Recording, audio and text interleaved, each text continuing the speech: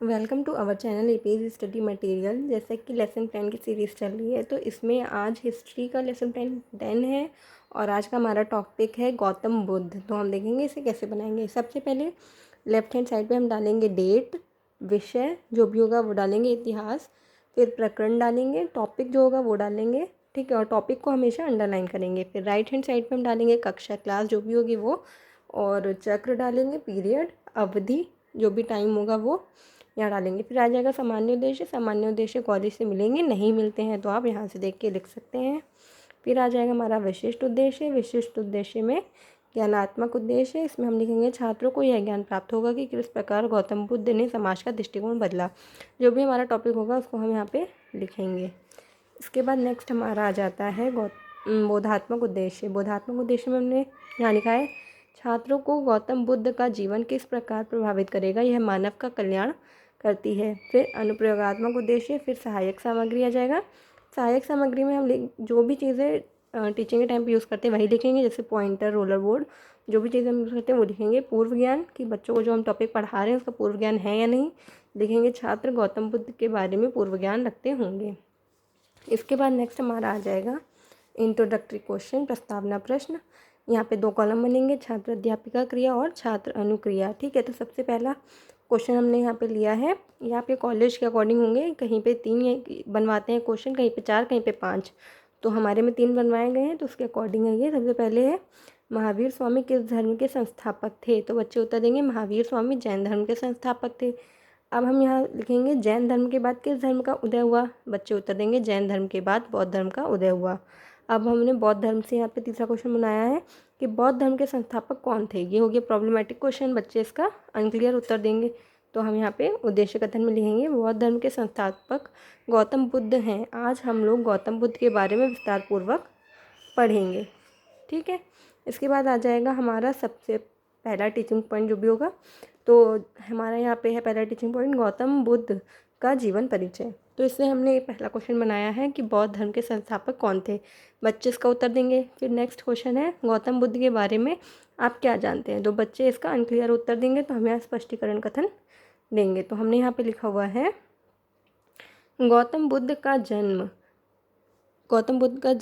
5630 ईसा पूर्व में कपिल वस्तु के लुम्बिनी नामक स्थान पर हुआ था। इनके पिता का नाम शुद्धोधन हुआ जो शाक्य गुण के मुखिया थे। इनकी माता का नाम माया देवी था जिनकी मृत्यु बुद्ध के जन्म के 7वें दिन बाद ही हो गई थी। इनका लालन पालन सौतेली माँ प्रजापति गौतमी ने किया था। इनके बचपन का नाम सिद्धार्थ था। गौतम बुद्ध का विवाह 16 वर्ष की अवस्था में यशोधरा के साथ हुआ। इनके पुत्र का नाम राहुल था। सिद्धार्थ ने गुरु विश्वामित्र के पास वेद और उपनिषद तो पढ़े, राजकाज और युद्ध विद्या की भी शिक्षा ली। सिद्धार्थ के मन में बचपन से ही करुणा भरी थी। घुड़दौड़ में जब घोड़े दौड़ते और उनके मुंह से झाग निकलने लगता तब सिद्धार्थ उन्हें थका जानकर वहीं रोक देते और जीती हुई बाजी हार जाते थे। किसी को हराना और किसी का दुखी होना उनसे नहीं देखा जाता था। ये हमारा स्पष्टीकरण कथन हो गया। इसके बाद सेम नेक्स्ट पेज पे हम यहाँ पे 4 कॉलम बनाएंगे। सबसे पहले छात्र प्रतिक्रिया, शिक्षण विधि, सहायक सामग्री और शामपट कार्य। तो हम यहाँ लिखेंगे जैसे हमने जो पहला क्वेश्चन था जो पूछा था तो उसका उत्तर होगा यहाँ लिखेंगे सामने। फिर जो दूसरा क्वेश्चन है उसका अनक्लियर उत्तर तो ये लिखेंगे, और स्पष्टीकरण के सामने हम लिखेंगे सभी छात्र ध्यानपूर्वक सुनेंगे। इसके बाद विधि आएगी तो प्रश्नोत्तरी विधि और फिर व्याख्यान विधि। फिर सहायक सामग्री में जो भी चीज़ें हम पढ़ाते टाइम यूज़ करते हैं वो दिखाते हैं। जैसे हमने यहाँ पे गौतम बुद्ध की फ़ोटो लगा रखी है इस तरीके से, ठीक है, तो ये हम मिनिएचर के तौर पे लगाते हैं। फिर शामपट कार्य में जो भी चीज़ें हमने पढ़ाई हैं उन्हीं से रिलेटेड यहाँ पे लिखते हैं। तो हमने यहाँ लिखा है गौतम बुद्ध के बचपन का नाम सिद्धार्थ था। फिर नेक्स्ट आ जाता है हमारा दूसरा टीचिंग पॉइंट। दूसरा टीचिंग पॉइंट है हमारा सिद्धार्थ को ज्ञान की प्राप्ति। फिर यहाँ पे छात्र अध्यापिका क्रिया में लिखेंगे पहला क्वेश्चन बुद्ध के पिता का क्या नाम था, तो बच्चे उत्तर देंगे। नेक्स्ट आ जाएगा सिद्धार्थ को ज्ञान की प्राप्ति किस प्रकार हुई थी, तो बच्चे अनक्लियर उत्तर देंगे। तो हम स्पष्टीकरण के कथन में लिखेंगे सिद्धार्थ ने 29 वर्ष की अवस्था में गृह त्याग दिया था। इस त्याग को बौद्ध ग्रंथों में महाभिनिष्क्रमण कहा गया है। गृह त्याग के उपरांत वे सर्वप्रथम वैशाली के नज़दीक अरुवेला नामक स्थान पर गुरु अलार कला कलाम के आश्रम गए और उनसे योग साधना की शिक्षा ली। बुद्ध ने बोध गया में निरंजना नदी के तट पर कठोर तपस्या की तथा 35 वर्ष की आयु में वैशाख पूर्णिमा की रात एक पीपल के वृक्ष के नीचे सिद्धार्थ को ज्ञान की प्राप्ति हुई। जिस पीपल के पेड़ के नीचे इन्हें ज्ञान की प्राप्ति हुई उसे बोधि वृक्ष कहा जाने लगा। उनकी अविद्या नष्ट हो गई और उन्हें निर्वाण यानी बोधि प्राप्त हुई और वे 35 वर्ष की आयु में बुद्ध बन गए। ठीक है, इसके बाद सेम जैसे हमने नेक्स्ट पहले किया था वैसे ही करेंगे हम। 4 कॉलम बनाएंगे, छात्र प्रतिक्रिया, शिक्षण विधि, सहायक सामग्री और शामपट कार्य। तो सबसे पहले हम यहाँ पे जो पहले क्वेश्चन का आंसर होगा वो लिखेंगे, फिर दूसरे के सामने अस्पष्ट उत्तर स्पष्टीकरण के सामने लिखेंगे, सभी छात्र ध्यानपूर्वक सुनेंगे। विधि में प्रश्नोत्तरी विधि, फिर स्पष्टीकरण के सामने व्याख्यान विधि। सहायक सामग्री में अगर हमने कोई टीचिंग एड नहीं यूज़ किया है तो हम ब्लैक बोर्ड की हेल्प से समझाते हैं बच्चे को, तो यहाँ पे वो लिखते हैं कि शामपट की सहायता से समझाएंगे। फिर आ जाएगा शामपट कार्य। तो हमने इसमें लिखा है गृह त्याग को बौद्ध ग्रंथों में महाभिनिष्क्रमण कहा गया है। ठीक है, नेक्स्ट आ जाएगा हमारा थर्ड पॉइंट। क्या है हमारा थर्ड पॉइंट है बौद्ध धर्म का मूल सिद्धांत। तो पहला क्वेश्चन है सिद्धार्थ को ज्ञान प्राप्ति के बाद क्या कहा जाने लगा, तो बच्चे उत्तर देंगे। फिर नेक्स्ट है महात्मा बुद्ध ने मनुष्य को जीवन को किस प्रकार से जीने की शिक्षा दी है। ये अनक्लियर उत्तर होगा तो हम यहाँ पे स्पष्टीकरण देंगे। तो इसमें है महात्मा बुद्ध ने मध्यम मार्ग बीच का रास्ता अपनाने की शिक्षा दी है, जिसका अर्थ होता है ना तो विलासिता और ना तो अधिक कठोर तप। गौतम बुद्ध ने 4 आर्य सत्य को माना है जो निम्नलिखित हैं। पहला है दुख है, दूसरा दुख का कारण है, फिर दुख दूर करने का उपाय भी है, फिर है चौथा दुखों को दूर करने का उपाय अष्टांगिक मार्ग है। ठीक है, फिर सेम जैसे हमने पहले 4 कॉलम बनाए थे दूसरे पेज पे हम सेम 4 कॉलम बनाएंगे। छात्र प्रतिक्रिया, शिक्षण विधि, सहायक सामग्री और शामपट कार्य।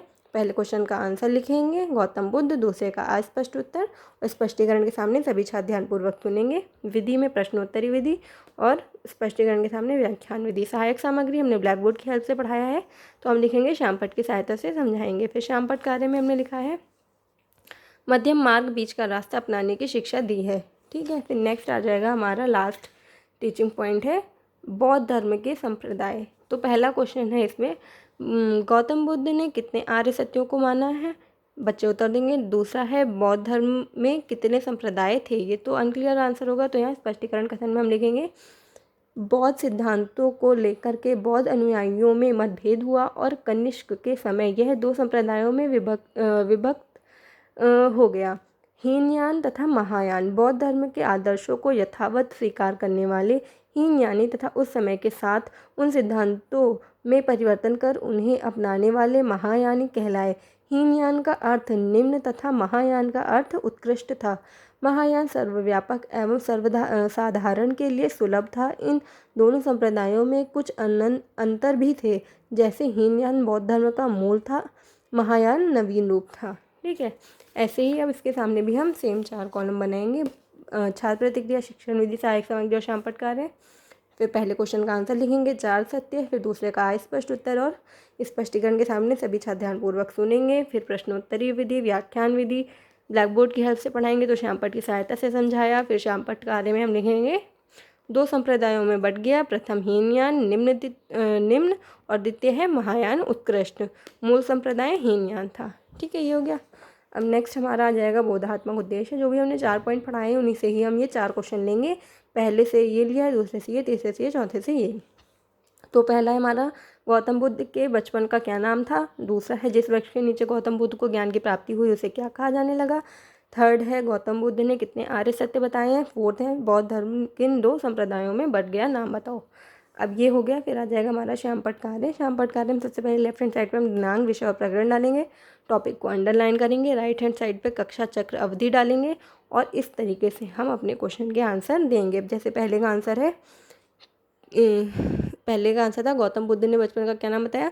गौतम बुद्ध के बचपन का नाम सिद्धार्थ था। दूसरे का है बोधि वृक्ष के नीचे ज्ञान की प्राप्ति हुई। थर्ड है गौतम बुद्ध ने 4 आर्य सत्य बताए हैं। बौद्ध धर्म हीनयान और महायान संप्रदायों में बट गया। ठीक है, ये हो गया। फिर नेक्स्ट हमारा आ जाएगा पर्यवेक्षण।